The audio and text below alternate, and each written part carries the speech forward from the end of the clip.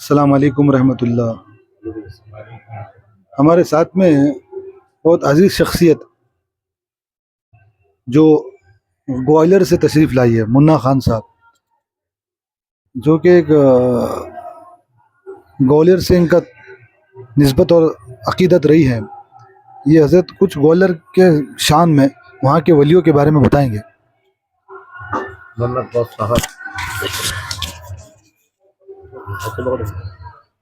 मेरे मोहम्मद गौस साहब का एक बचपन के आलम का बताता हूँ मैं। आपकी उम्र 8 साल की थी।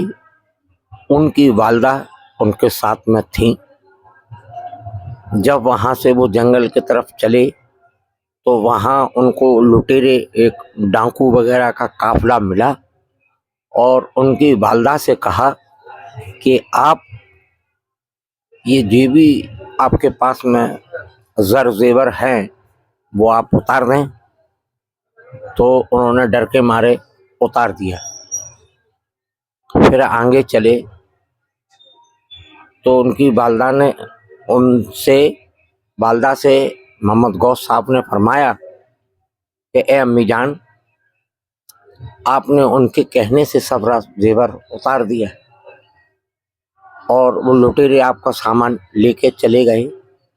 तो वालदा ने फरमाया कि बेटा मैं क्या करती, मेरे साथ में कोई नहीं था कि आप भी तो एक मर्द थे मेरे साथ में, आप भी एक मर्द थे मेरे साथ में, आपने भी तो कुछ नहीं किया। तो वालदा से फरमाया गया, ए अम्मी जान, आप ये चाहती हैं तो देखिए। आप आगे बढ़े 4 कदम और उन्होंने अपने सीधे हाथ की कलमे की उंगली उठाई और यूँ कह दिया, या मरीख। और वो जो लुटेरे और डाकू जो थे वो सारे के सारे गिर पड़े और आपने फरमाया कि ए अम्मी जान जी लीजिए। तो उनकी विलायत 8 साल की उम्र में झलकी थी, उन्होंने अपना बताया। और मेरे मोहम्मद गौस साहब का ये करिश्मा रहा जो दुनिया में तानसेन का मकबरा जो ग्वालियर शहर के अंदर बना है, उनके गले में जो तासीर बताई गई है, मेरे मोहम्मद गौस साहब का 14 साल उन्होंने खिदमत करी और 14 साल उनके सीधे पैर का अंगूठा चूसा जब उनके गले में उनकी इतनी तासीर आई तानसेन का। मेरे मोहम्मद गौस साहब का ये करिश्मा रहा है। और मेरे मोहम्मद गौस साहब की फिर ख्वाजा कानून विलायत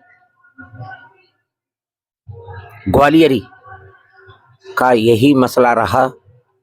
मेरे बाबा अब्दुल गफूर साहब आपके खलीफाओं में से हैं, जिंदा शाम मदार के खलीफाओं में से हैं।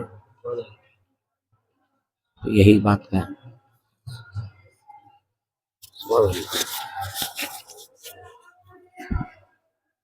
तो ये नूर खान साहब ग्वालियरी हज़रत ने